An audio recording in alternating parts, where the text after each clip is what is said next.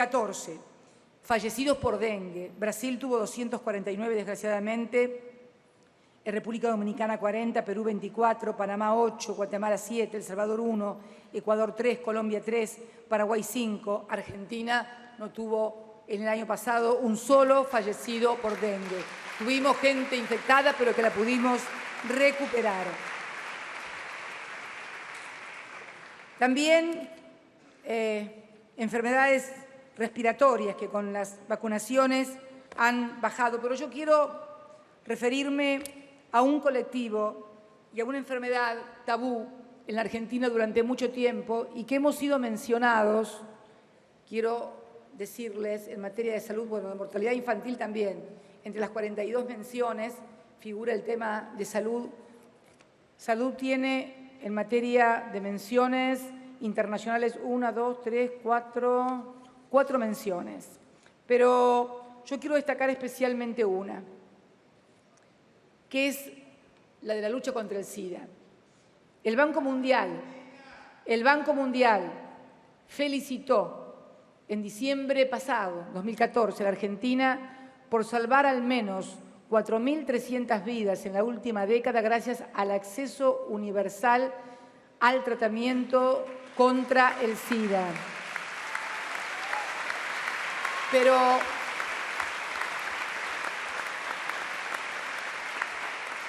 quiero agregar palabras del artículo del Banco Mundial que fueron las que me impactaron porque realmente me llegaron.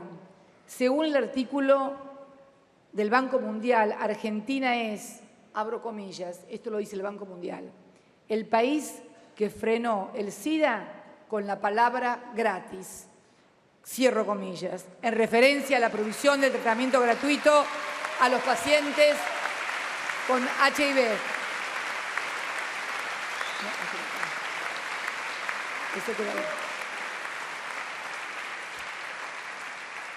En el 2013 fue cuando lanzamos la campaña contra enfermedades de transmisión sexual con el título de Elegí Saber, que busca llegar al 30% de personas que están infectadas. Tenemos un 30% de personas que están infectadas y que aún no lo saben. Por eso la campaña Elegí Saber. Hoy tenemos, año 2014, 41.000 personas infectadas con SIDA que reciben tratamiento gratuito del Estado Nacional y por eso salvan su vida.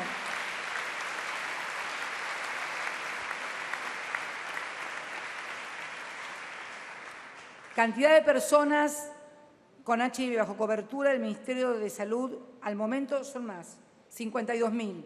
El resto es cubierto por obras sociales y prepagas, porque son 77.000 que hemos detectado, en realidad 52.000 son por el Ministerio de Salud y 41.000. El resto todavía no le fue indicado el tratamiento porque aún no lo requiere. Estas cosas también son las que no se saben y que realmente nos hacen decir que la salud pública también ha sido uno de los pilares básicos de este proyecto de país.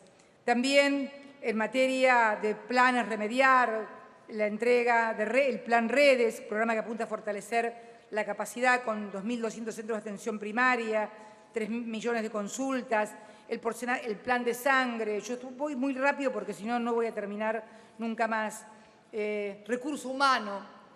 Ustedes saben, esto lo charlábamos con Dilma Rousseff la otra vez en una de las últimas reuniones que tuvimos los integrantes del Mercosur. Uno de los problemas que tiene Brasil es la baja proporción de médicos que tienen en el país. Nos llega al 1 por cada 1.000 habitantes. La Argentina tiene 3.88 médicos por cada 1.000 habitantes. Es el país, creo, de Latinoamérica junto a Cuba que más médicos tiene y que es también comparable con los países más desarrollados. Sin embargo, la distribución de este recurso humano no es igualitaria y muchas veces tenemos que intervenir desde el Estado. Por eso el programa de médicos comunitarios que tiende precisamente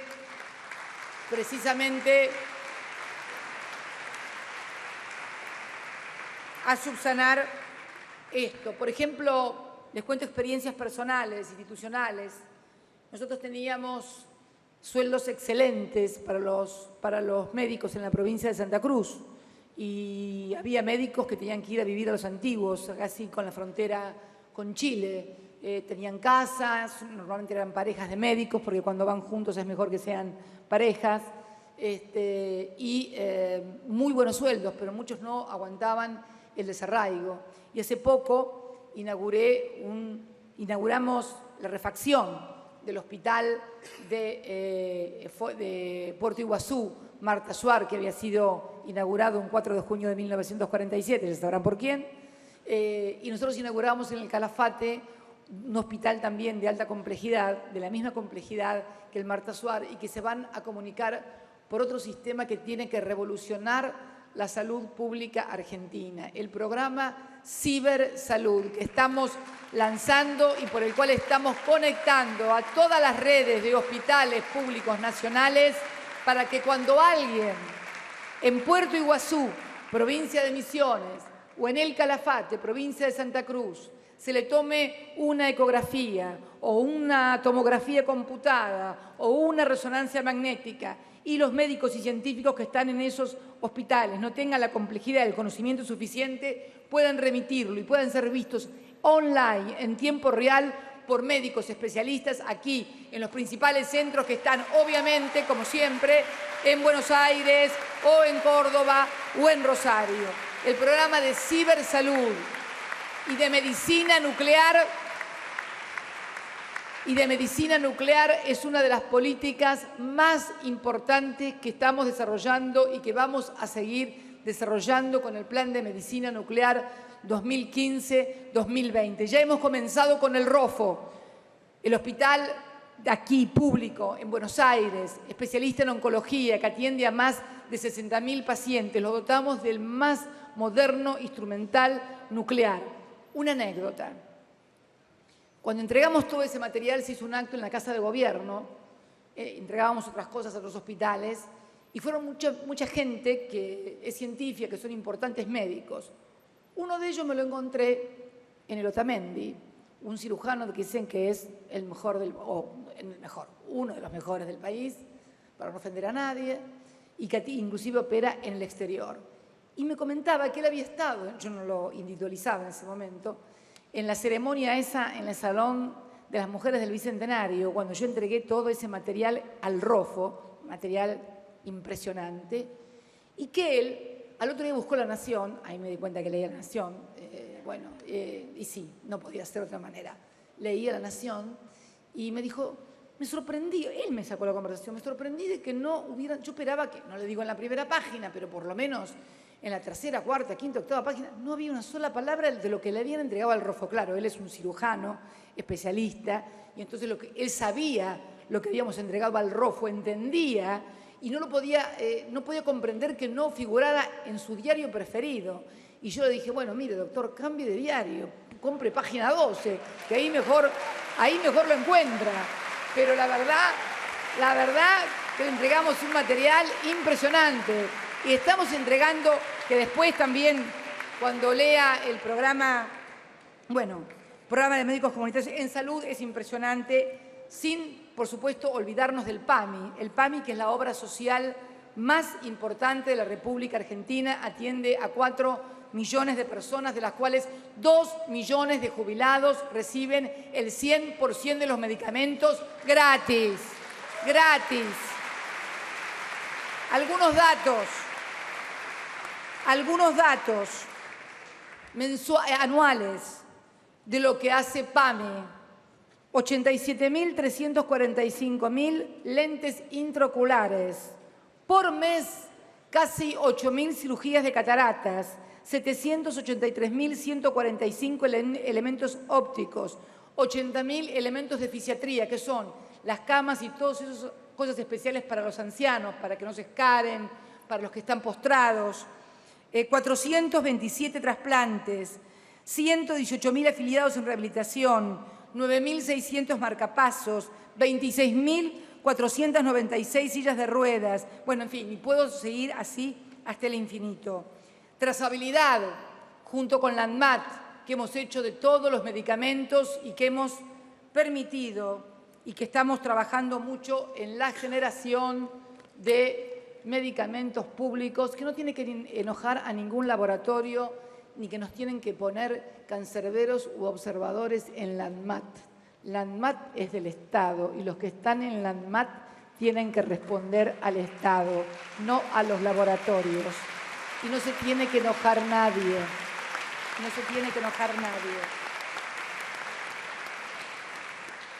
Ciencia y tecnología. Ahí también había una mención para ciencia y tecnología por investigación y desarrollo, que ya acá está. Investigación y desarrollo.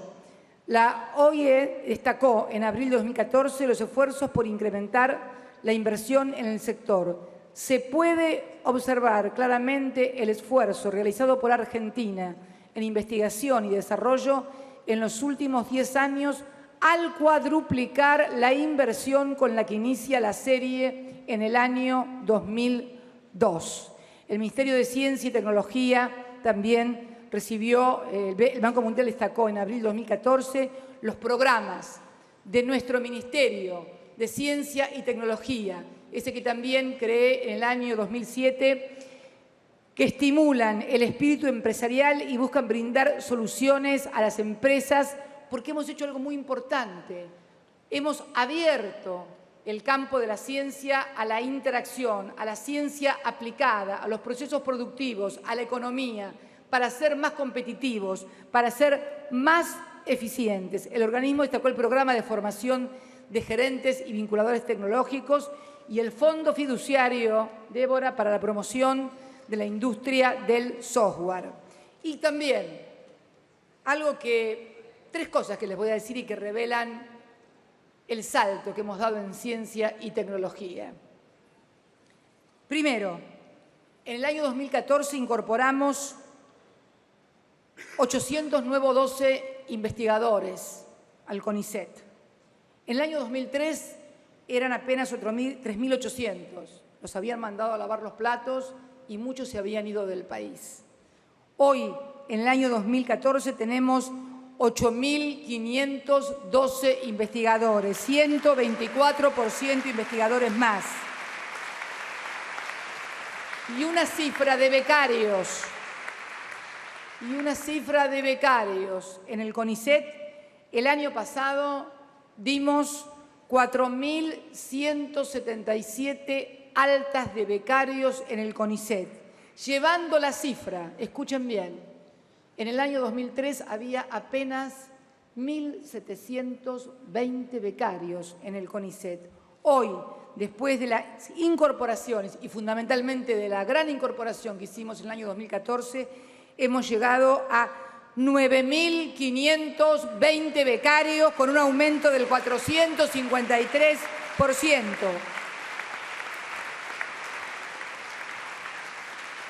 Quiero también mencionar el Plan Raíces que permitió repatriar más de 1.000 argentinos y argentinas que se habían ido del país, muchos de ellos egresados de las universidades públicas, nacionales y gratuitas, por falta de oportunidades para desarrollarse en su país y que hoy retornan a trabajar junto a nosotros, a lo que yo creo a devolverle también parte de lo que la Argentina les dio y también reconocerles la Argentina a ellos parte de lo que la Argentina les quitó a no darles las posibilidades de desarrollarse. Y este crecimiento, este ingreso tiene que ver también con la salarial, como siempre, con lo que se afecta en recursos. Un investigador en el año 2003 ganaba 1.175 pesos. Si hubiera ido a lavar platos seguramente le pagaban más. Hoy, en el 2014, gana 17.772 pesos. 1.512% de aumento. Mídanlo con el índice que quieran. Y un becario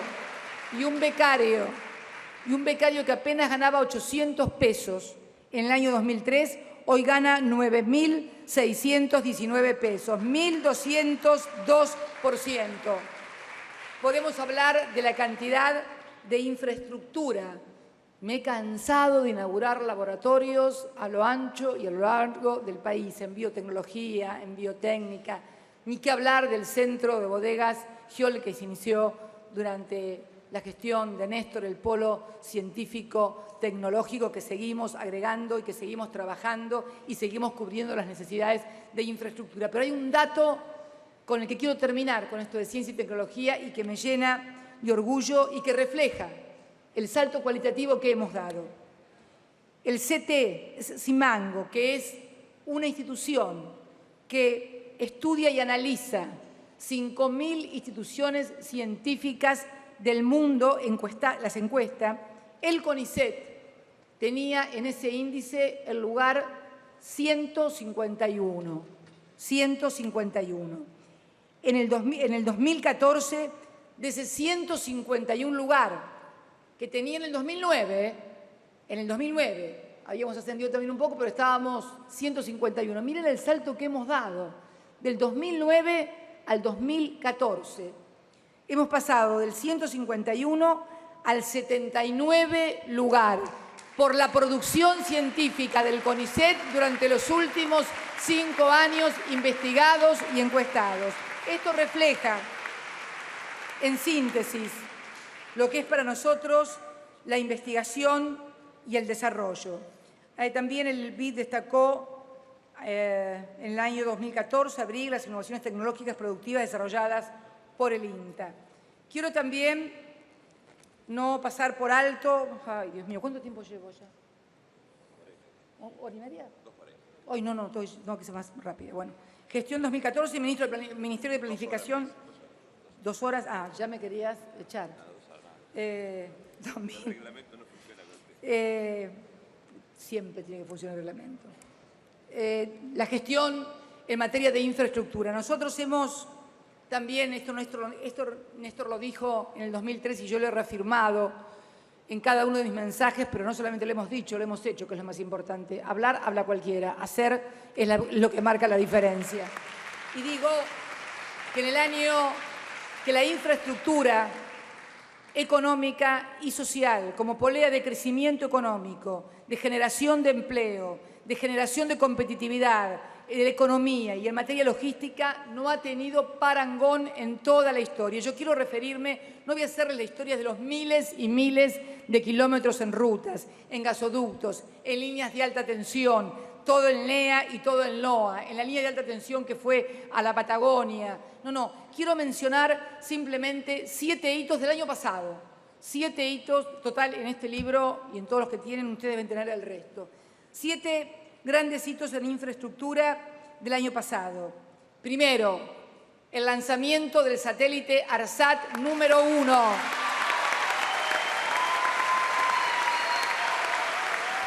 El otro día, en la municipalidad de Berazategui, capital del trueque, como decía Patricio Musi, en el año 2003, inaugurábamos en la capital, ex capital del trueque en Berazategui, el primer edificio municipal inteligente de toda Latinoamérica que se conecta con el primer satélite geoestacional argentino, ARSAT número 1, que orbita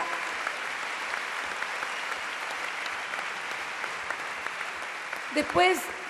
Ya veníamos haciendo, ojo, esto es muy importante porque ya veníamos haciendo satélites de observación, radares, en el INVAP, todo eso, pero, y sin menospreciar a nadie, son satélites que están a 600 kilómetros. El satélite ARSAT orbita a 36.000 kilómetros de altura. Ingresamos con este satélite al selecto club de 10 países en todo el mundo que producen este tipo de tecnología y son capaces de ponerlas en el aire. Tuvimos que ir a Guyana a ponerla en el aire, pero no importa. Ya va a llegar también que nosotros la pongamos desde acá, porque estamos trabajando para eso en el Tronador BE por 1B del futuro lanzador de cohetes Tronador. En octubre, este satélite ARSAT, que ya está operativo y está brindando servicios de telefonía, datos, televisión digital, internet y señales de video a todo el territorio nacional. El ARSAT número 2 va a estar en septiembre, mejor, más te vale. En septiembre estamos construyendo el ARSAT número 2. El ARSAT número 2 que funcionará en banda Q con K, pero no tiene nada que ver. Q y C, mira vos, K y Cristina. Q y C, como complemento del ARSAT número 1, ¿qué va a hacer? Nos va a permitir extender lo que hoy está en la Argentina a todo el espectro latinoamericano. Y tenemos ARSAT número 2 en septiembre del 2015, de este año. Y estamos diseñando, estamos en etapa de diseño. Esto es muy importante porque hay muchos lugares en los cuales no recibían ningún tipo de cobertura y ahora con una pequeña antena se pueden conectar al ARSAT número 1, en cualquier lugar del país. Y se encuentra en diseño el ARSAT número 3, que operará en banda K minúscula A, permitiendo multiplicar frecuencias y ancho de banda para mejorar los servicios de Internet satelital, de forma complementaria a la red federal de fibra óptica desplegada en todo el país como parte del Plan Nacional de Telecomunicaciones Argentina Conectada. Nadie ha desplegado tanta fibra óptica en todo el país como el Estado Nacional a través del Plan Nacional de Fibra Óptica. El segundo hito del año pasado lo constituyó el lanzamiento exitoso. Nos costó sangre, sudor y lágrimas, pero finalmente fue lanzado desde Pipinas el vehículo experimental del futuro lanzador. Acá dice de cohetes, yo voy a decir de satélites, porque de cohetes se va a poner nervioso un montón. Tronador número 2. El 15 de agosto se produjo el exitoso lanzamiento que nos va a permitir ser lanzadores. El tercer hito lo protagonizamos hace muy pocos días en la localidad de Lima, cerquita de Zárate, provincia de Buenos Aires, cuando pusimos en marcha al 100% Atucha 2, bautizada por ustedes, presidente Kirchner, cuyas obras habían sido paralizadas en 1994. La verdad que tengo de esa planta nuclear de 745 megavatios un recuerdo muy especial que lo tengo en una mesita, porque ustedes saben que en toda planta nuclear, cuando se cierra el reactor, donde se produce la fusión de los átomos. Fusión, fisión, me dice la oposición, no sé, bueno, será lo de los átomos, lo que descubrieron, bueno, yo soy abogada, pero me las ingenio para hacer estas cosas igual, que la hagan los que saben. Pero el tema muy caro para mí está que tengo, como ustedes saben, les decía, las plantas nucleares. Después puedes entrar a la planta, como yo entré el otro día, y eso que parecía cambio cameral, apretas un botón, se pone 100, apretas otro, hace otra cosa. Pero al centro donde se produce la combustión, la fusión, la fisión, como quieran llamarlo, del átomo, ahí una vez que se cierra, eso es sellado y nunca más se entra. Y yo tengo una foto lindísima metida dentro de uno de los cosos donde pasan los átomos con Néstor, cuando fuimos a visitarla, y cuando estaban en plena ejecución esa tarea que finalmente el otro día inyectamos. ¿Cómo me hubiera gustado que lo hubiera visto? Porque él fue uno de los que más hizo y que durante su gestión se relanzó el Plan Nuclear Argentino. Un plan, política de Estado que no puede ser abandonada. El mundo de hoy exige dedicarnos a la energía nuclear, a lo nuclear, no solo con fines energéticos, sino también con fines medicinales. Y en eso estamos y en eso seguiremos estando. Por eso fue el tercer hito. El cuarto hito fue la energía aplicada precisamente a la medicina. Y el ROFO, con la incorporación del nuevo equipamiento de tecnología nuclear al Instituto Ángel Rofo. Esta tecnología nuclear, similar a esta, ha sido adquirida y desarrollada por esta gestión de gobierno a través del Ministerio y fue adoptada también por los principales centros y sanatorios privados del país. Hemos hecho punta: Hospital Alemán, Italiano, Centro de Diagnóstico Rossi, Instituto Fleni, Diagnóstico Maipú, IMAT, IMAXE, Tomografía Computada Buenos Aires, Hospital Militar, IAMA, Fundación del Sur Lomas de Zamora, Instituto Gama en Rosario, Instituto de Tomografía Computada en Rosario y Centro de Tomografía Computada Córdoba. El Plan Nacional Cibersalud, que estamos conectando a todos los hospitales. El quinto hito, que también tiene que ver con la salud, como decía hoy, y que fue la inauguración de la mayor planta de tratamiento de líquidos cloacales de toda Latinoamérica, también en Berazategui, que ahora ya no es más conocida, como dice su intendente, por ser el lugar donde, donde en fin, no quiero hacer ningún comentario de carácter escatológico. Así que digamos que pudimos procesar todos los líquidos cloacales de la capital federal, de todos los distritos del norte de la provincia de Buenos Aires en el conurbano y de gran parte de los distritos de la zona sur, en forma digna, y hoy estamos precisamente, fue el año pasado que me tocó inaugurar esta planta. La central termoeléctrica fue el sexto hito, con 540 megavatios y 270 megavatios que se incorporarán una vez que se cumpla este mismo año el ciclo combinado. Y el séptimo hito fue la autovía 14, que fue inaugurada, 531 kilómetros de lo que había sido denominada la Ruta de la Muerte y que cuando llegó Kirchner, me acuerdo, fueron a pedirle, por favor, la Ruta 14, y él dijo, sí, le vamos a hacer, ya salimos. Bueno, salimos todos disparados y no había proyecto. 2 años tardamos en hacer el proyecto de la Ruta 14 con todas las audiencias públicas que esto significa, y este año se terminó el último tramo y quedó inaugurado lo que es una de las rutas del Mercosur, y que precisamente por ser de gran conectividad con toda la Mesopotamia, con Brasil, y haber sido hipótesis de conflicto en el pasado, nunca se había construido. Bueno, ¿cuáles van a ser las metas principales para el año 2015? Vamos a ingresar 1.890 megavatios más al sistema energético nacional, 270 del combinado de la central Encelada, 130 del cierre de ciclo de la Brigadier López, 600 megavatios de la Guillermo Brown, 240 megavatios de Río Turbio. Sí, carbón de Río Turbio para el sistema energético. 300 megavatios de Narsa y 350 megavatios del acuerdo generadores.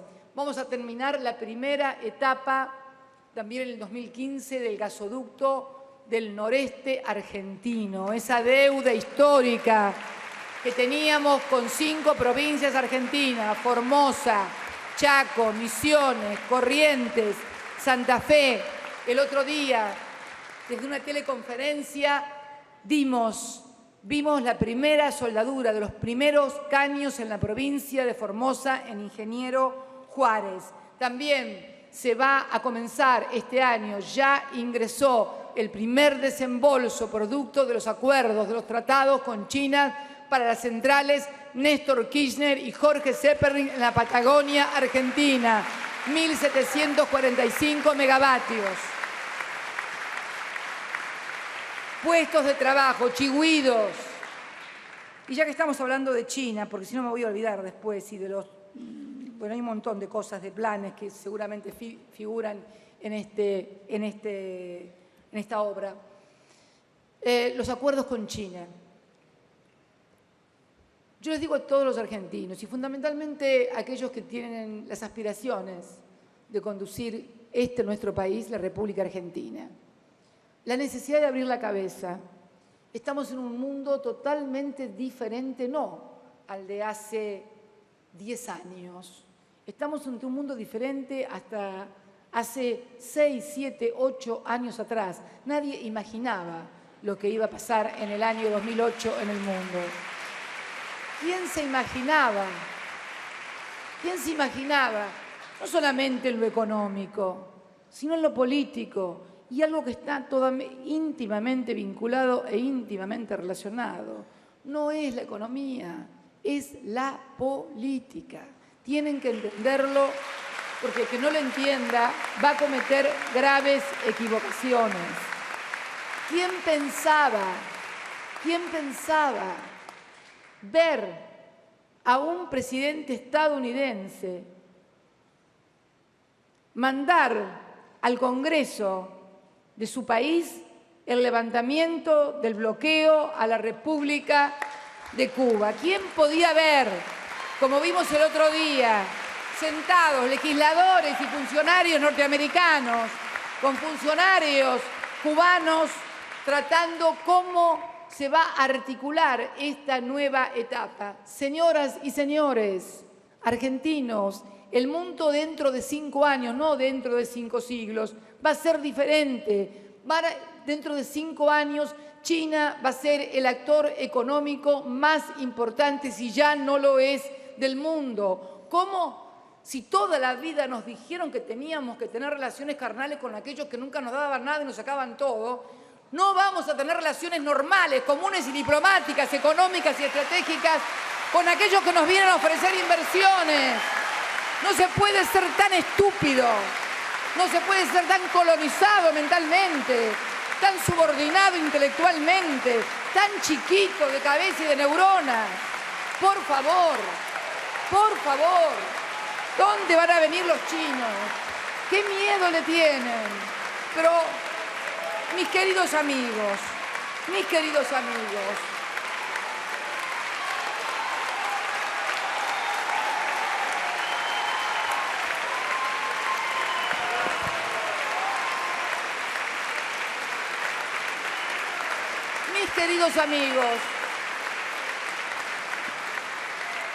pero 1.353 millones de chinos. Las empresas más importantes del mundo en construcción, en energía, en telecomunicaciones, son hoy chinas.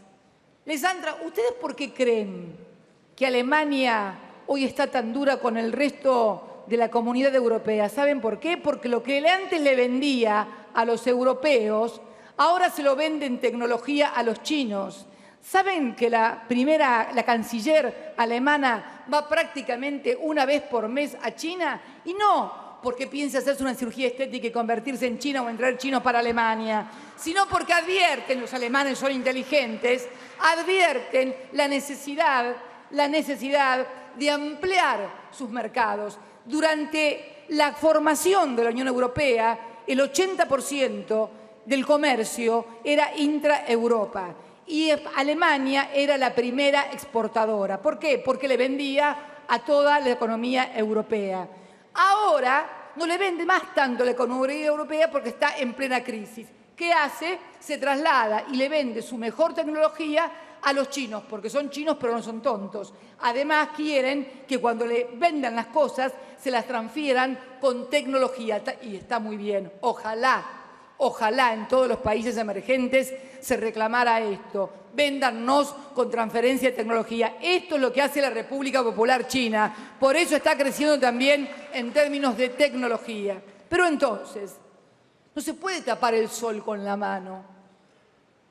Además, ¿cuántos de ustedes compran en mercados chinos? Estoy segura que un montón, porque son más baratos que los otros. ¿Qué van a hacer? ¿Vamos a ignorar a 1.353 millones? ¿Vamos a ignorar a la primera economía del mundo? ¿Vamos a ignorar a quien se sienta en el Consejo de Seguridad y conforma uno de los 5 votos permanentes? ¿Vamos a ignorar a quien es el principal interlocutor hoy de Estados Unidos? Porque quiero decirles algo de corazón y con mucho respeto a los 20 integrantes del G20. Yo he participado en todas las reuniones del G20, desde Washington con Bush hasta la última no pude ir por razones de salud.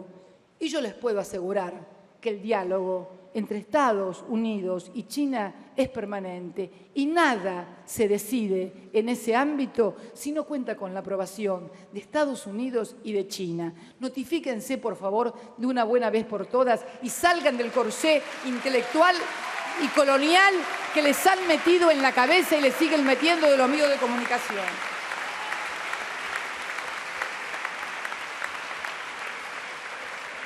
También en la presentación del Plan de Obras Públicas 2015-2020 con 900.000 millones de pesos, con ya un plan de obras en marcha que será un desafío defenderlo para seguir creciendo. Sí, esta debe ser una política pública de Estado, porque son 28.500 millones de pesos que tenemos que aplicar al gasoducto del noreste, que por supuesto no lo vamos a poder terminar en esta administración, lo deberá terminar la que viene, porque es política de Estado. La generación también de 10.659 megavatios por 26.000 millones de dólares en distintas centrales como la Zepernik, Chigüidos, etcétera, etcétera. Las líneas eléctricas, 37.700 millones de líneas de 500 y de 132 y planes de obras en el AMBA y en todo el país. Plan nuclear, cuarta central nuclear, 700 megavatios. Esta va a ser de agua liviana, pesada. En el agua pesada con financiamiento chino, donde es 50 y 50 integración nacional y 50 integración extranjera. Y en la quinta central de 1.000 megavatios, que es de agua liviana, tecnología que la Argentina no tiene. Nosotros hemos recuperado también para el plan nuclear, no solamente Atucha 2, sino la planta de enriquecimiento de uranio, con la tecnología, además que tiene Argentina, de enriquecimiento bajo, que también nos coloca en el club de los países con tecnología nuclear. La sexta central de 1.000 megavatios que esperamos acordar con Rusia y que nadie se ponga nervioso, por favor. Es necesario seguir ampliando las fronteras. El plan más cerca, con 7.300 obras en más de 1.682 municipios. Matanza-Riachuelo. Hablando de Matanza-Riachuelo, reconocimiento. ¿Se acuerdan que todos los que decían iban a venir a limpiar el riachuelo? Bueno, yo no voy a decir nada, porque si digo Cristina lo hizo, se arma la podrida, pero quiero decirles que en materia... ¿Me perdiste un papel, Julián? Sí, me perdiste un papel, me falta un papel de reconocimiento. Bueno, el Banco Mundial nos ha reconocido, ¿por qué? Por todo lo que hemos avanzado en el saneamiento de Matanza-Riachuelo. Por primera vez hay un abordaje integral en el Riachuelo y en toda la zona de influencia con una inversión nacional sin precedentes. Debía ser tripartita la inversión. Pero bueno, la ponemos nosotros, no importa. Lo importante es que se haga. Matanza-Riachuelo, colector margen izquierdo, planta de tratamientos, obras en AISA. Pudimos hacer todos los miles y miles de líneas de agua corriente, de aguas cloacales, la planta de tratamiento de líquidos cloacales, la planta purificadora de aguas Brigadier General de Rosas, que va a ampliar la capacidad de agua potable que está ubicada en la zona de Tigre. Todo, ¿por qué? Porque recuperamos AISA. Solitos la recuperamos porque votamos nosotros los oficialistas únicamente la recuperación de AISA. Pero la obra que yo inauguré el año pasado en Berazategui, la empresa que le había sido dada la concesión de aguas, de obras sanitarias, tenía pensado iniciarla en el 2020. Nosotros la terminamos en el 2014, una vez que recuperamos aguas argentinas para nosotros, para los argentinos. De paso, me había olvidado de algo muy importante y que es lo del satélite, porque el satélite no es que nos juntamos en el fondo, en el garage de Debido o hicimos el satélite, no. Fundamos una empresa que se llama ARSAT, que fue hecha por ley, también la aprobamos nosotros solos. ¿Por qué? Porque cuando llegamos al gobierno, cuando Néstor llega al gobierno, había sido privatizado el espacio radioeléctrico. Creo que había 3 países en el mundo con el espacio radioeléctrico privatizado. 2 africanos, que no me acuerdo el nombre porque son difíciles, y Argentina. Estábamos a punto de perder, por falta de uso, 2 órbitas. Las recuperamos, hicimos caer la concesión, fundamos ARSAT por ley nacional y porque fundamos ARSAT por ley nacional y pusimos recursos, hoy tenemos satélites como el ARSAT. Por eso no se hacen ni en el garage ni pateando tachos, se hacen poniendo lo que hay que poner en recursos, en coraje, en voluntad y en decisión política. Autovías. Autopista Presidente Perón. La 18 Paraná Concordia, la 8 Pilar Pergamino, la 7 Giles Junín. ¿Estás mirando? La 3 Montes Las Flores, Rufino Rosario. ¿Estuviste en Rufino? Te vi la foto con Florencio inaugurando ferrocarriles. ¿Qué estabas haciendo? ¿Qué estabas haciendo? No me cambies de tema. ¿Qué estabas haciendo? Te vi en Rufino inaugurando trenes. Ahora voy a hablar de los trenes. Rufino Rosario, Bahía Blanca, Pigüé, 1.166 kilómetros, 18.000 millones y 480.000 viviendas por 144.000 millones de pesos y 1.000 nuevas escuelas y jardines. Estos son algunos de los proyectos. También YPF, sí, YPF, recuperada también por nuestro gobierno.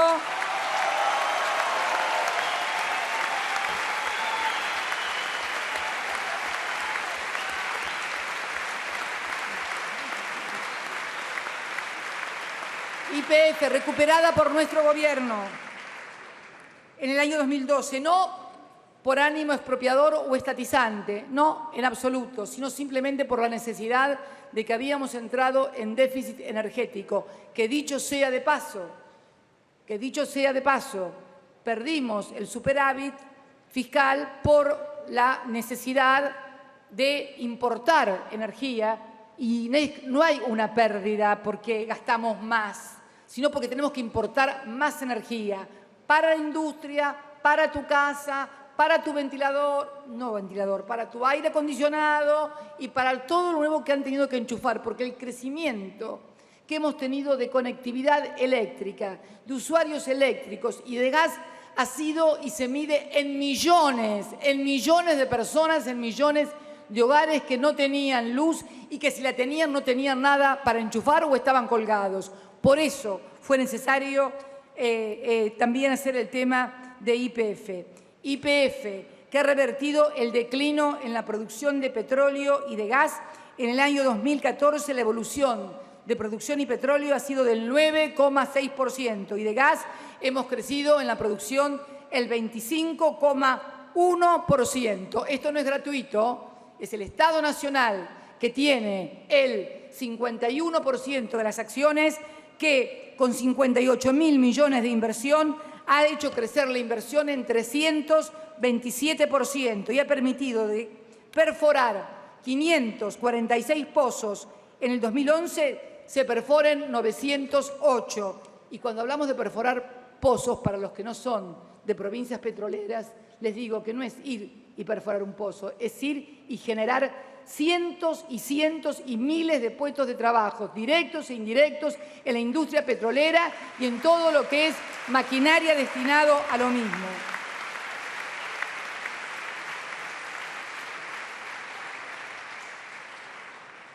Le preguntaba recién al presidente de la Cámara de Diputados, a Julián Domínguez, que lo había visto en una foto con Florencio Randazzo, el ministro de Transporte, en Rufino, provincia de Santa Fe,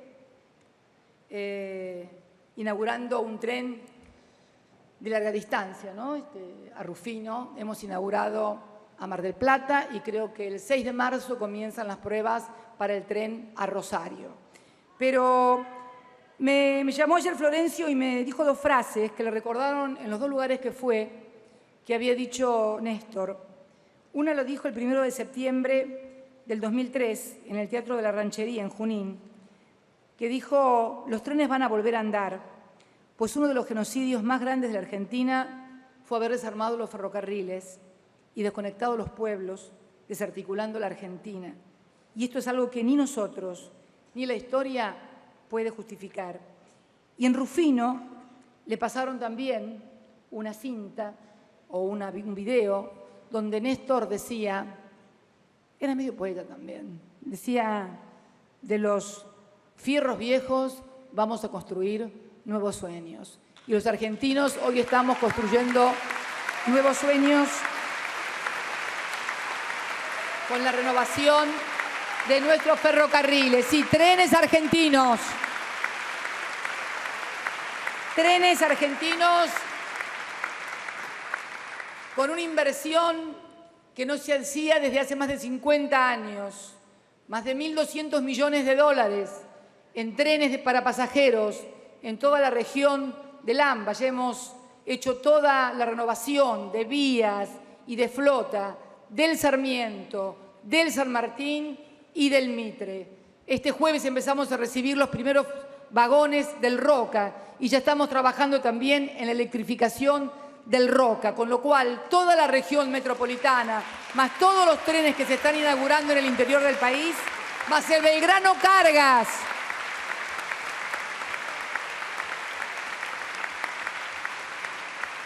Trenes a General Pico y Santa Rosa La Pampa, Rusino, más el Belgrano Cargas, 1.200 millones de dólares más que van a permitir reactivar el viejo sueño del tren de cargas Belgrano, que va a mejorar la lógica, la competitividad de la economía argentina, del productor argentino.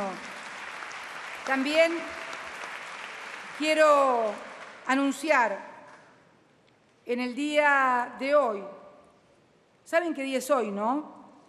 ¿No saben? El Día del Ferroviario.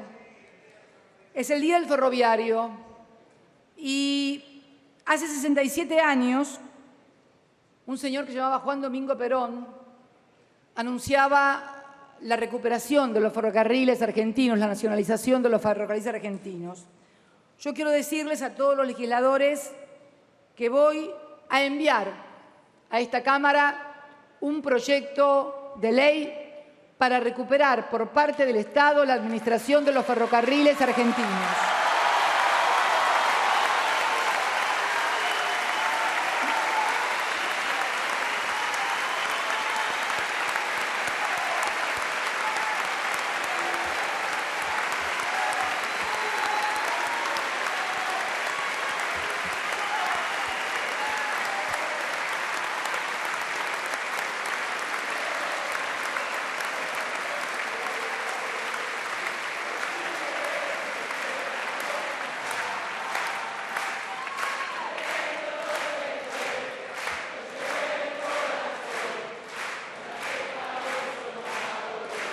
Quiero decirles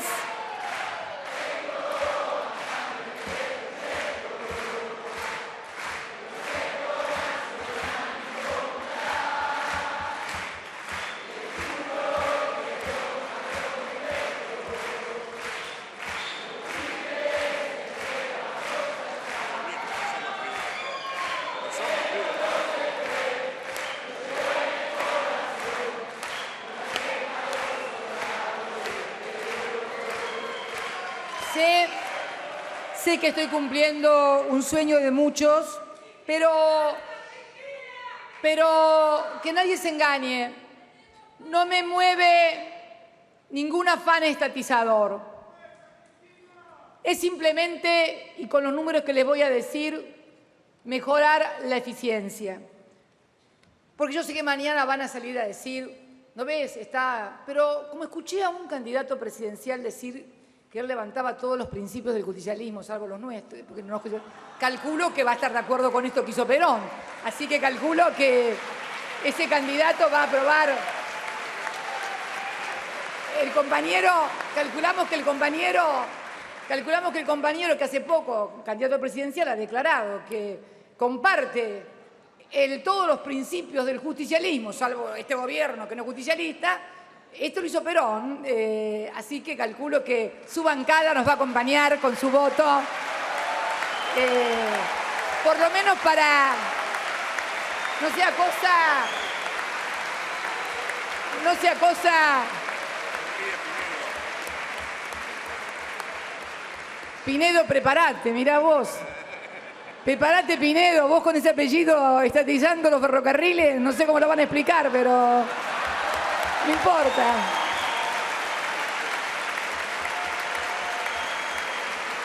Pero bueno, tu jefe ha reivindicado a quien fue jefe de nosotros durante tantas décadas, así que dijo que él compartía todos los principios de él, así que calculo que vos, como miembro del PRO, también los compartirás. Pero bueno, les digo que no me mueve afán estatista, no, al contrario. Nosotros le estamos pagando, y acá vienen los números, porque yo me guío por los números, sí, en estas cosas me guío por los números.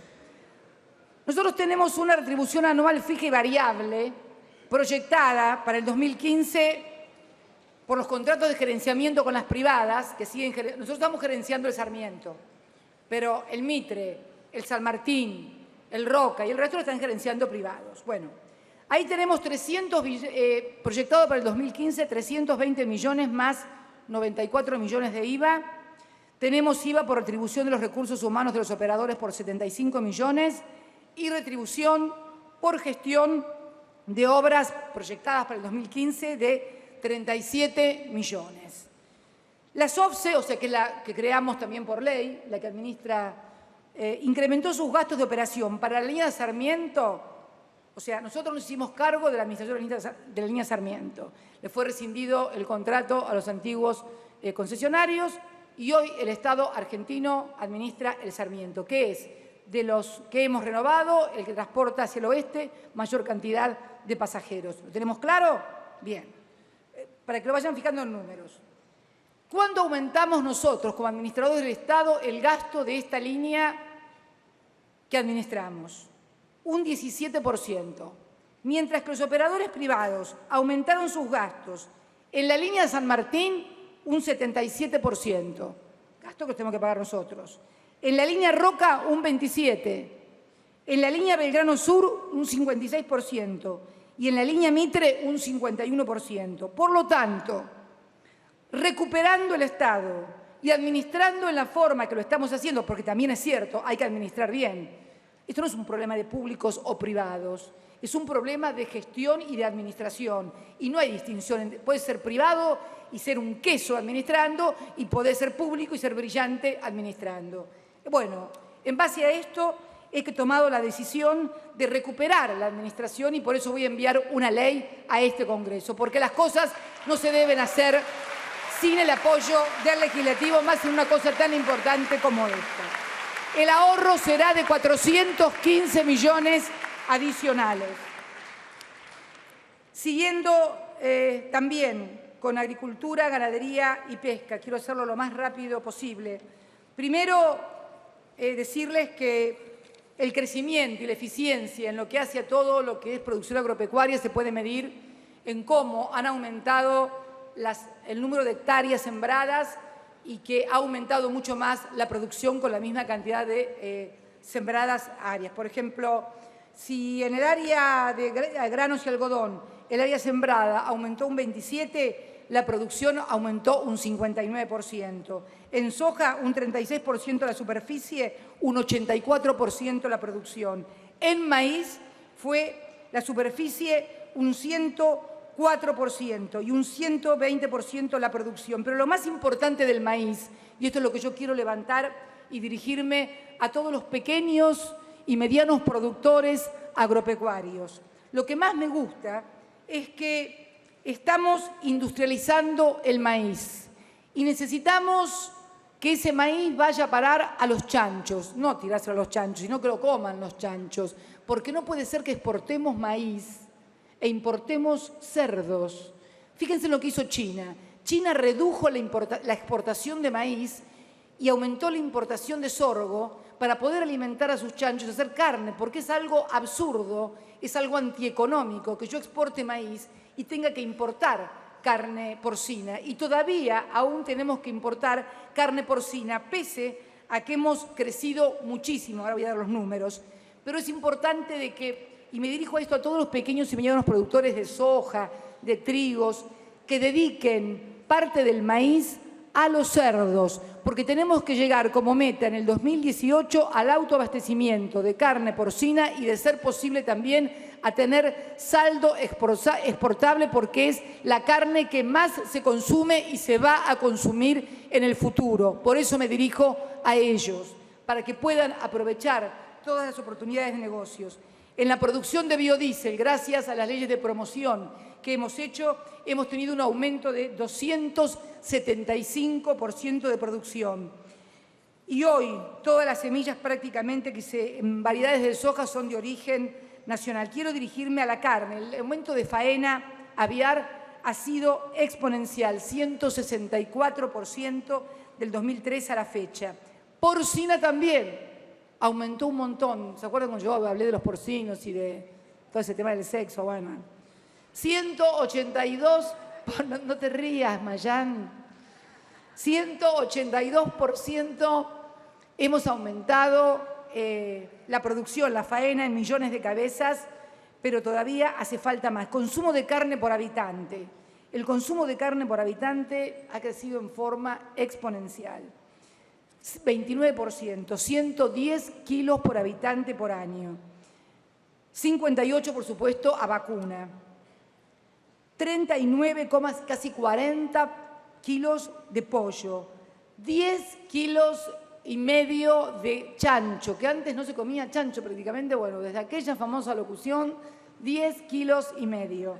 Y ovina muy poquitito, pero en total 110 kilos de proteína de origen animal consumen los argentinos. No hay país en el mundo que tenga este consumo de proteínas animales. Y bienvenido sea. Bueno, producción de exportaciones, hoy somos los principales productores de limones y todas cosas que ya saben y que no se las voy a contar. En desarrollo social también muy importante el tema del programa Ellas Hacen. Hoy tenemos con Ellas Hacen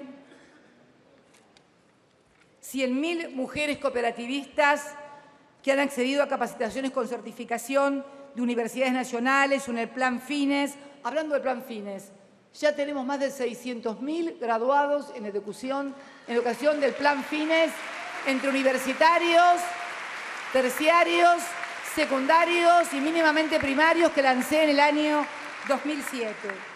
Cooperativistas, 1.700 mesas de gestión, 882 centros integradores comunitarios donde funcionan las 1.700 mesas comunitarias con dirigentes comunitarios, sociales, barriales. En defensa también hemos cumplido un hito. Ustedes han sancionado la creación de la ley que creó la Universidad de la Defensa Nacional para que nuestras Fuerzas Armadas tengan su propia universidad y su propio centro de capacitación. No queremos más militares formados en ningún centro extranjero. Queremos militares, Fuerzas Armadas formadas por argentinos aquí en la Argentina. Agradecer también la asistencia en la emergencia que tuvieron las Fuerzas Armadas, que intervinieron en más de 17 eventos, inundaciones, en fin. El último, charlaba con el gobernador el otro día de Córdoba, el gobernador de la Sota, que me agradecía profundamente la participación y la actuación que habían tenido en forma permanente las Fuerzas Armadas en la inundación que tuvo lugar en esa provincia. También el avance... ¿40 qué? Están viajando, me informa acá el jefe de gabinete, 40 rescatistas del Ejército Argentino de Bahía Blanca, precisamente a la provincia del Chubut, para el incendio que sufre nuestra querida hermana patagónica. El avance de los proyectos en radares primarias. Tenemos prácticamente este año, esperamos cumplir con toda la radarización en la frontera norte. También con la modernización de los aviones Hércules y la inauguración de la línea de producción junto con el Brasil de puertas para los aviones Hércules, la inauguración que hice por teleconferencia de la fábrica de explosivos Hachal, en fin, Fuerzas Armadas incorporadas a la formación en la Argentina, Fuerzas Armadas incorporadas a las necesidades del pueblo y a la ayuda del pueblo junto al pueblo en la emergencia. Y también Fuerzas Armadas en la tarea de industrialización, porque la defensa también es una industria. Justicia y derechos humanos. Bien. Varios temas que abordar aquí. Pueden bajar los carteles porque ya los vi, voy a hablar. Pensaba hablar, no necesito de la AMIA, no necesito carteles para hablar. Hablo de la AMIA desde 1994. A los que me ponen cartelitos, a los que me ponen cartelitos para que hable de la AMIA hablo desde el año 94. Desde la AMIA estoy desde el año 1996, cuando denuncié a Galeano y a todos los que encubrieron y no permitieron que se supiera la verdad. De la AMIA hablo con los familiares desde el año 96, apoyándolos y ayudándolos. De la AMIA hablo y seguiré hablando en Naciones Unidas, reclamando que se haga justicia, como no lo hizo ningún presidente argentino. De la AMIA hablo, de la AMIA hablo, de la AMIA hablo, diciendo que se quiere demorar el juicio de encubrimiento desde el año 2002 de autoridades argentinas, de los servicios de inteligencia que cubrieron y encubrieron y no permitieron que se supiera la verdad. Han pasado 21 años, han pasado 21 años, han pasado 21 años y no tenemos un solo condenado, ni un solo preso por AMIA. No necesito carteles, yo puedo ir con carteles al frente de la AMIA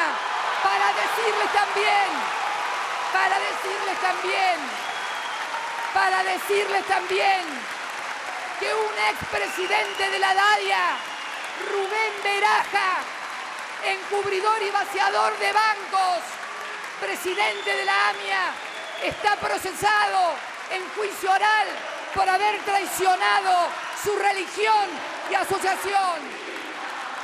No me vengan a hablar de la AMIA.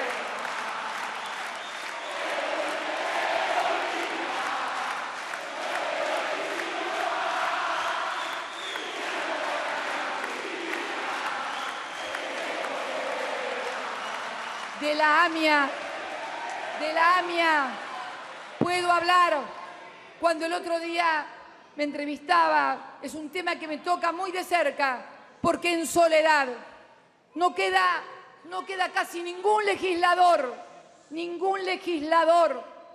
de los que integramos la comisión bicameral de la AMIA, desde el año 1996 al 2001, donde en soledad, en absoluta soledad, me tocó firmar un dictamen diciendo que era una vergüenza lo que se había hecho y que después confirmó en una sentencia donde se demolió el fraude procesal que había hecho el juez Galeano en esa causa, fraude estafando a los propios familiares y a las víctimas.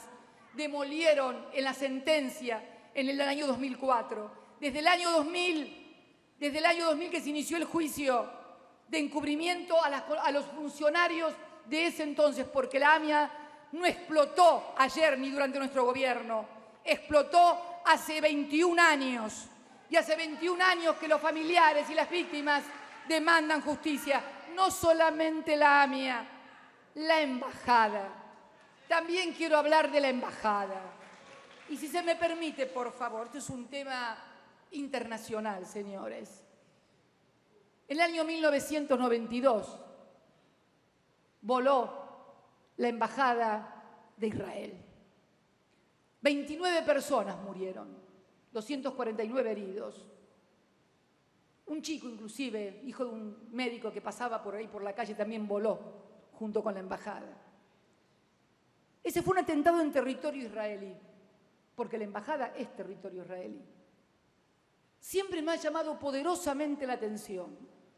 Todavía no puedo entender por qué el Estado de Israel reclama por la AMIA y no reclama por la voladura de su propia embajada. Porque voy a decir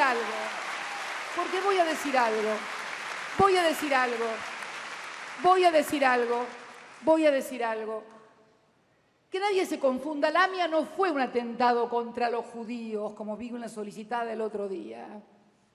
La AMIA no fue un atentado contra los israelitas ni contra el Estado de Israel. La AMIA fue un atentado contra la República Argentina y contra los argentinos, señores. Yo lo viví así. Y yo lo denuncio como un atentado contra la Argentina. Y es necesario, tal cual lo dije en el juicio oral, cuando me citaron como testigo al ser miembro de la comisión, que desgraciadamente la causa de la AMIA se había convertido en un tablero de ajedrez de la política nacional e internacional. Y tengo más que elementos para decirlo. Porque esto que llama la atención, que nadie hable del atentado de la embajada, que no pudo ser tratado por jueces comunes, porque al tratarse de una embajada es materia específica, excluyente y exclusiva de la Corte Suprema de Justicia de la Nación. ¿Sabe alguien le puede informar a esta presidenta cuál es el resultado de la investigación que llevó adelante la Corte Suprema de Justicia de la Nación del atentado de la Embajada de Israel? ¿Quiénes son los condenados? ¿Cuáles son los procesados? ¿Qué fue lo que pasó? ¿Me puede informar por qué el Estado de Israel no reclama por la embajada y sí reclama por la AMIA? Que no me molesta que reclame por la AMIA. De paso, yo le voy a pedir acá, ya que no se lo ha pedido ningún juez en la Argentina, yo le voy a pedir formalmente desde acá al Estado de Israel que por favor venga a testimoniar aquí, a la República Argentina, ante el juez de la AMIA, el ex embajador Yitzhak Avirán. ¿Por qué digo esto, señores? ¿Por qué digo esto, señores? Porque el embajador Yitzhak, a quien conozco personalmente porque era embajador cuando yo era miembro de la comisión, cuando era legisladora, me he entrevistado con él en numerosas oportunidades. Es más, tan buena relación teníamos con Yitzhak Avirán que me invitó a mí, al doctor Ditela, Guido Ditela, entonces canciller, y al doctor Alfonsín, a que ambos, junto con él, a que todos, los cuatro, presentemos las memorias de Shimon Peres, que tuve el inmenso placer de poder hacerlo en el Teatro Plaza, ahí en el complejo de la Plaza, en la Avenida Corrientes. Sí, yo presenté junto a Raúl Ricardo Alfonsín, junto a Guido Ditela y junto a Yitzhak Avirán las memorias de Shimon Peres a pedido del embajador de Israel. Por lo tanto, cuando el otro día leí en un cable que no fue desmentido por nadie, que el embajador en ese momento en nuestro país, cuando sucedió el atentado, conocía y sabía que Israel ya había dado cuenta de quienes habían cometido el atentado, que habían matado, que se había encargado, dijo, no recuerdo exactamente las palabras, pero sugería que se había hecho cargo o se había encargado de quienes... Bueno, por favor, que venga a declarar frente al juez de la causa AMIA, para poder saber los argentinos quiénes son, por lo menos, los autores materiales, si es que se refería únicamente a los autores materiales o también se refería a los autores ideológicos. Y a la justicia o al Poder Judicial de mi país le pido que el juicio de encubrimiento, el otro día la gente de Memoria Activa me decía por qué yo no había impulsado el enjuiciamiento o el juicio oral de la causa encubrimiento, que se llama AMIA 2, en la cual están enjuiciados expresidentes, extitulares de la CIDE, policías federales, funcionarios, etcétera, etcétera. Muy simple, porque la Corte, la actual Corte, decidió que este juicio, por eso los cartelitos de la AMIA habría que dirigirlos más para algún otro sector, la Corte Suprema decidió, y esto se lo dije a la titular de Memoria Activa, la Corte Suprema decidió que ese juicio podía esperar, el juicio de encubrimiento, que ya data del año 2000, 15 años tiene de antigüedad el juicio. Cambió, 12 jueces se recusaron, porque decidió que antes que ese juicio debía tratarse otro juicio oral, que era el del accidente de Once. Entonces, me preguntaba la titular de Memoria Activa, porque yo no había hecho nada, ¿y cómo se le ocurre que yo voy a ir ante la Corte a quejarme de que primero se inicie el juicio por el accidente de Once que antes que el juicio de AMIA? ¿Qué es lo que iba a decir toda la oposición con los diarios a la cabeza? Utilizan AMIA para no hacerse cargo de la tragedia de Once, pero quiero decirles a todos, absolutamente a todos los argentinos y a todos los familiares, que si hay demoras en el juicio de encubrimiento por la AMIA, miren para otro lado. Para este, no. Para este, no. Argentina. Pero quiero seguir con la idea que traía y que era la que declaré cuando dije que AMIA era un teatro de operaciones de la política nacional e internacional, que lo dije allá por el 2003, creo que me llamaron a declarar en diciembre del 2003.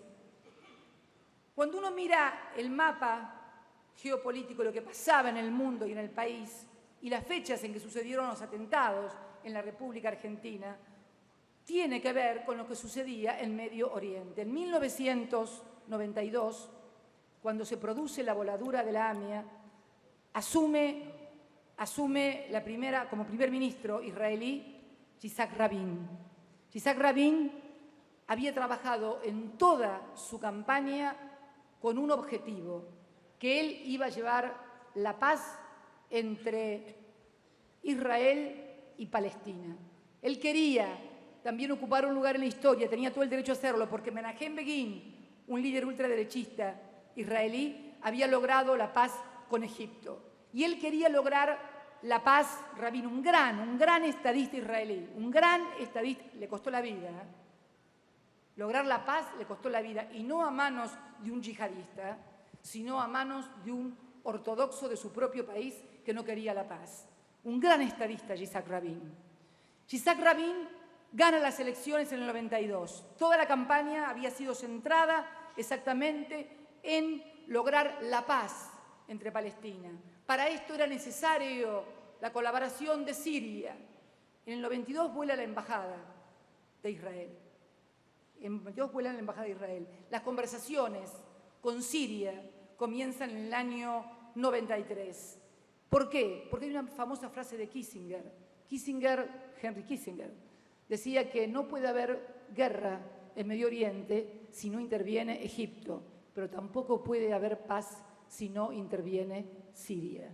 Y entonces comienzan a desarrollarse negociaciones secretas entre Estados Unidos, que después fueron puestas, obviamente, en público, secretas entre Siria, entre Estados Unidos, entre Israel. Mediaba la promesa por parte de Israel de devolver las alturas del Golán, que es un territorio que Israel ganó en la guerra del 67, que es fundamental por agua dulce y además por la estrategia militar israelí. Y comienzan las reuniones en las cuales Siria era un actor preponderante. Cuando se está haciendo todo eso es cuando se produce el atentado en la AMIA. La paz igual se llevó a cabo en Oslo entre Shimon Peres, entre Rabin y entre Yasser Arafat, el líder de la Organización para la Liberación de Palestina. 3 que luego reciben el premio Nobel, creo que en 1994, si mal no me acuerdo, precisamente por el logro. En 1994 ellos logran la paz, pero a Rabin lo matan al año siguiente, un fanático israelí que lo consideraba un traidor por haberse sentado a negociar con Siria y con Yasser Arafat. Al mismo tiempo, se producían situaciones dentro de Siria, porque Siria había participado ayudando a la coalición en Kuwait, y por lo tanto había grupos radicalizados adentro de la propia Siria que no estaban de acuerdo con esta política de acercamiento entre Siria, Estados Unidos, y como facilitador de la paz, y se producen también radicalización de grupos porque lo consideraban que era demasiado blando frente a Estados Unidos. Esto es todo el entramado que está atrás de todo esto. Por eso es importante entender que nada, cuando se mueve en Medio Oriente, no tiene implicancias. Y quiero decir algo más, también tuvo implicancias en la política nacional, porque precisamente el juicio que cayó, el juicio oral, fue porque se utilizó la causa AMIA para plantar pruebas todo el tiempo falsas e inexistentes. Yo era miembro de esa comisión cuando se acusó a miembros de la bonaerense. ¿Por qué miembros de la bonaerense? Porque el candidato en ese momento, y no van a decir que yo lo defienda, era Eduardo Duhalde, que tenía un gran enfrentamiento con quien era presidente de la República Argentina. Se plantó una pista falsa. No estoy defendiendo a la bonaerense, para nada, pero fue el Tribunal Oral Federal el que determinó que se caía todo el proceso y terminaron absolviendo. ¿Por qué? porque se utilizó la causa también para la política nacional. Algo que asquea, porque son 85 víctimas que todavía esperan justicia y la siguen utilizando desde afuera y desde adentro, desde afuera y desde adentro, desde afuera y desde adentro para hacer geopolítica. Por eso decía yo el otro día, no permitamos que nos trasladen conflictos adentro. Y vinculado a esto, no puedo soslayar la denuncia que efectuara quien en vida fuera el titular de la UFI, AMIA, el fiscal Alberto Nisman, que por supuesto lamento su muerte como lamento la muerte de cualquier argentino, de cualquier persona, de cualquier ser humano, de cualquier ser humano. Pero también quiero decir que leí profundamente tanto la denuncia como la sentencia del juez Rafecas. No voy a hablar de la sentencia del juez Rafecas porque la sentencia del juez Rafecas habla por sí sola. Pero sí tengo que hablar, y no puedo evitarlo, el descubrimiento que yo no sabía, ni ningún argentino sabía, de 2 documentos que estaban en la caja fuerte del doctor Nisman y a los que hace referencia la sentencia del doctor Rafecas. Y dice concretamente que aparecieron entregados por la secretaria. Acá está. Otra versión de los sucesos según la propia UFI AMIA.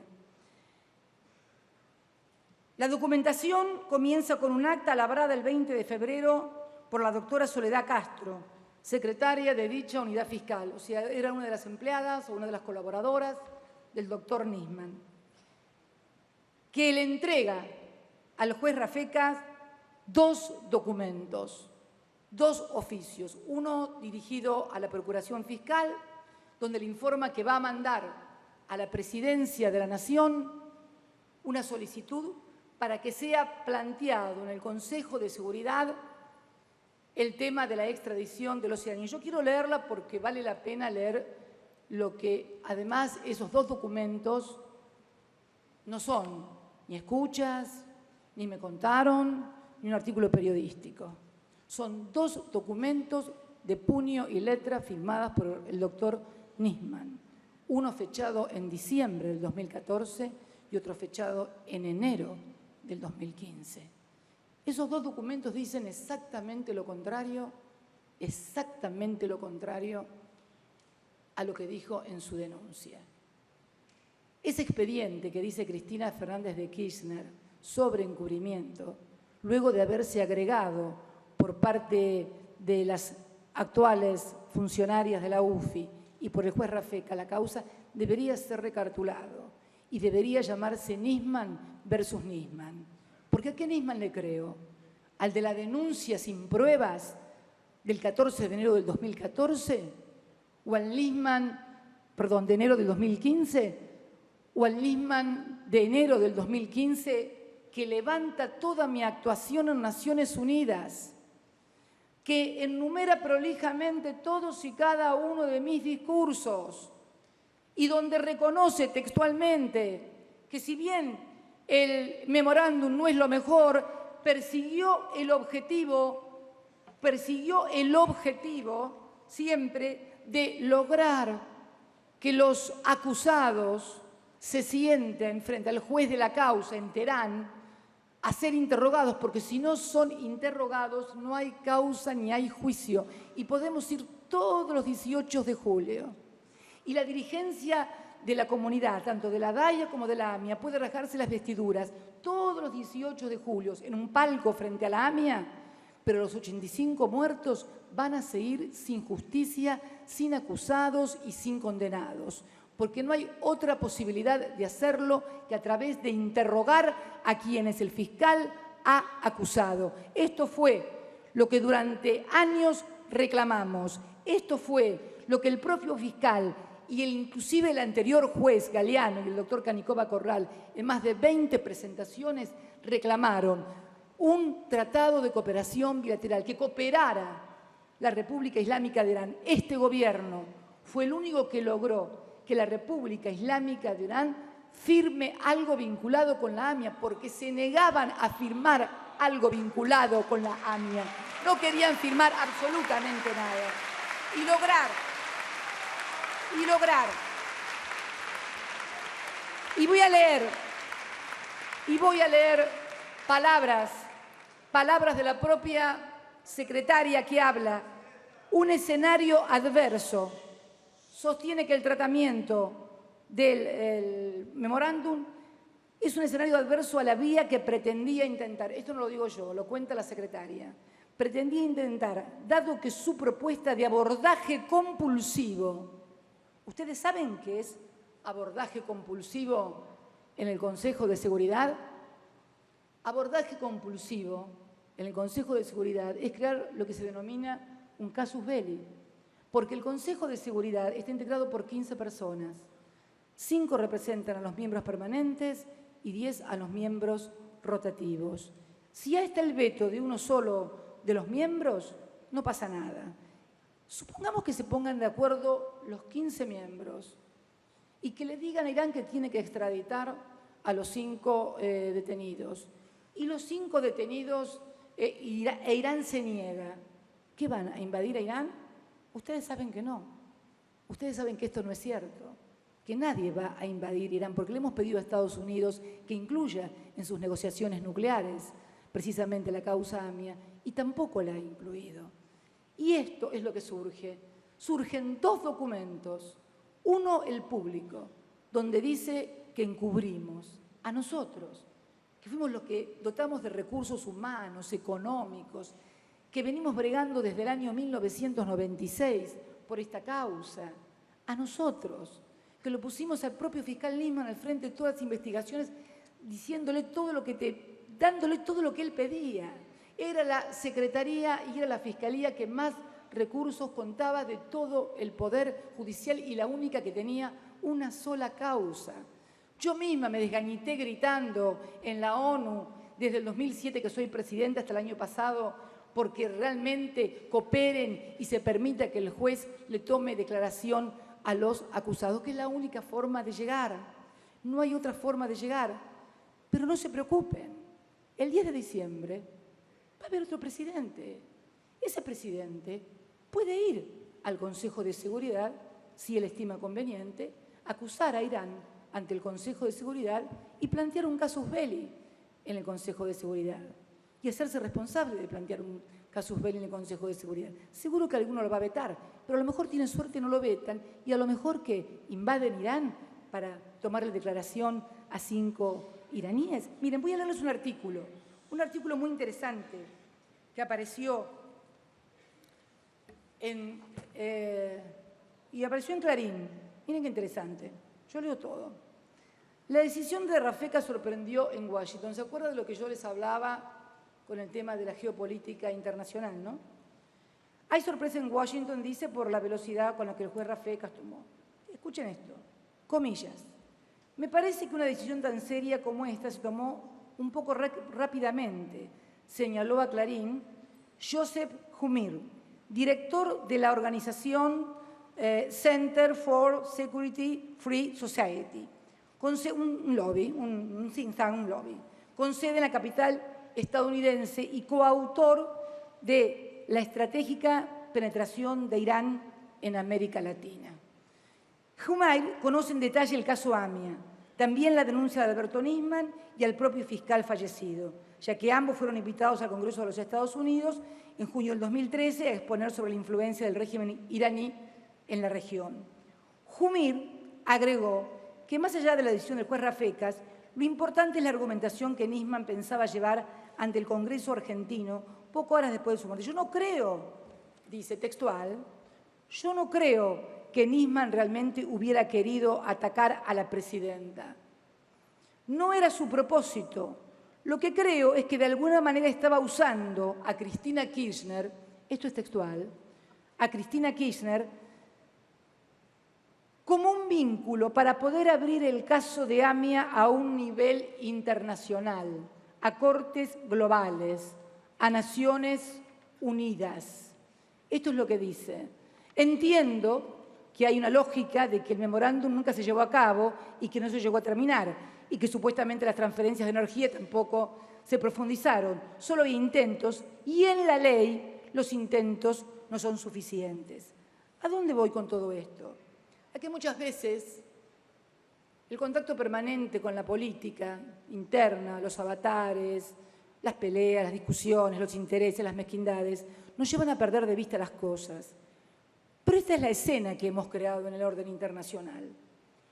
Un fiscal de la Nación que acusa no a Cristina Kirchner o a Héctor Timerman, sino a la Presidenta de la República y al Canciller, o sea, a quienes lo representan internacionalmente al país. O sea, acusa a la Argentina, porque la Argentina la representamos nosotros, por lo menos hasta el 10 de diciembre, y sostiene que este país, que sufrió el atentado de la AMIA, que costó la vida de 85 personas, es el país que va a encubrir a la República Islámica de Irán, que es el país que está acusado de haber pergeñado el atentado. Muy bien, ese es el escenario internacional. Y de repente aparecen los secretarios de ese juzgado con dos escritos firmados en la misma fecha, firmados por la misma persona, que dicen exactamente lo contrario a lo que planteó en la denuncia. Eso no es justicia. Eso es un escándalo y es un bochorno, no para el gobierno, para todos los argentinos, oficialistas, opositores, contreras o demás. Es una verdadera vergüenza y bochorno. Es una verdadera vergüenza y bochorno. ¿Con cuál Nisman me quedo? ¿Con el que nos acusa de encubrimiento o con el cual se dirigía a mí? Porque se dirigía a la titular del Poder Ejecutivo, reconociéndome todo lo que habíamos hecho, todo lo que habíamos dicho, para que yo me presentara ante el Consejo de Seguridad. ¿Qué fue lo que pasó? ¿Qué fue lo que pasó entre que el fiscal Nisman se fue de vacaciones y volvió? Que en lugar de presentar lo que tenía para presentarme en el Consejo de Seguridad, presentó la denuncia. Y no me refiero únicamente a cuestiones internas. No me refiero a cuestiones únicamente porque como la anterior causa, tampoco únicamente se agota en la conexión local. Es más claro y más evidente que nunca que AMIA sigue siendo un tablero de la política nacional e internacional. Porque en estos momentos, por si nadie se dio por notificado, Estados Unidos está negociando con la República Islámica de Irán un acuerdo nuclear, con fuerte oposición de un sector del Partido Republicano, con fuerte oposición del Estado de Israel, que se opone enfáticamente e inclusive motivó un entredicho entre el presidente Barack Obama y el presidente Netanyahu por la visita del presidente de Israel al Parlamento. Nadie une las cosas. Nadie puede pensar un poquito más allá de lo que le dice Clarín o de lo que le conviene para la próxima elección. Hay que pensar un poco más. Hay que pensar un poco más en el país. No podemos seguir manoseando a 85 víctimas, a sus familiares que ya no saben a dónde ir, a quién pedir. Ya no lo saben. Y de paso, por favor, también recordar que hubo otro atentado, que fue el de la Embajada de Israel, que hubo 29 muertos. Hubo esos 29 muertos porque son 29 muertos, nadie se hace cargo y nadie pide justicia por ellos. Yo quiero sumarle a los 85 muertos de la AMIA, a los 29 muertos de la Embajada de Israel. Todos muertos en nuestro país, en atentados terroristas, en una contienda que nosotros no tenemos absolutamente nada que ver, porque somos un país de paz, un país de inmigrantes. Entonces quiero decirles que estoy muy acostumbrada a agravios, descalificaciones. No me interesa y las pienso seguir soportando. Solamente les pido que no utilicen más la causa AMIA y pidan justicia en serio. Pidan que el Poder Judicial actúe en serio, porque lo que ha pasado es realmente bochornoso.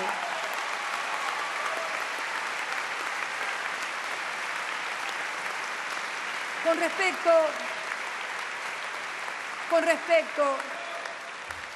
respecto a justicia, porque de esto estamos hablando, de justicia y Poder Judicial, Además, Argentina es un modelo en materia de derechos humanos, porque no solamente puedo hablar de la AMIA, no solamente puedo plantarme frente a los familiares, sino que también puedo plantarme frente a todos los que fueron víctimas del terrorismo de Estado en la República Argentina y que hoy están siendo enjuiciados, y somos modelo en materia de derechos humanos, enjuiciados por delitos de lesa humanidad.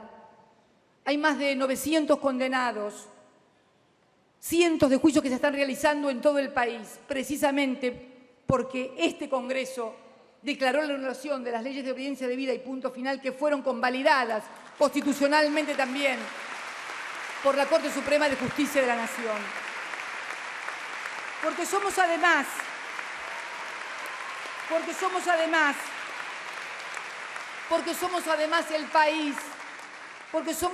el país que más jueces ha designado desde el Consejo de la Magistratura, desde que se instaló el Consejo de la Magistratura con la reforma del 94. En total, desde el 2003, se designaron 517 jueces, 132 fiscales y 118 defensores. Sí, ya sé lo que van a decir. Ah, claro, porque son todos de ustedes. No, no vayan a creer. No vayan a creer. No vayan a creer. Miren, alguien me alcanzó un artículo de Clarín, de fecha, tengo acá la fecha. Bueno, cuando se designó, esto debía ser, designan fiscal a la pareja, escuchen este título porque es maravilloso, designan fiscal a la pareja del operador K en la magistratura. ¿Ustedes pensarán Julián Álvarez o Guado de Pedro? No. La historia es simple. El concurso para designar fiscal general ante los tribunales orales en lo criminal y correccional federal de la capital duró 5 años. Pero se zanjó de pronto. El mes pasado fue designada en ese puesto la abogada Estela Fabiana León, actual pareja de Hernán Ordiales, representante del Poder Ejecutivo en el Consejo de la Magistratura. Bien, ¿saben quién es esta fiscal? Es una de las principales organizadoras de la marcha del 18F. Fíjense, pero no salió en ninguna parte ahora. Sale cuando acá era pareja de un operador K, y de pareja de operador K, no fue designada por eso, evidentemente, pasó a organizar la marcha del 18F. ¿Quieren que le lea? Y esto no me lo contó Parrilli, por favor, no es que esté espiando a nadie, no acostumbro.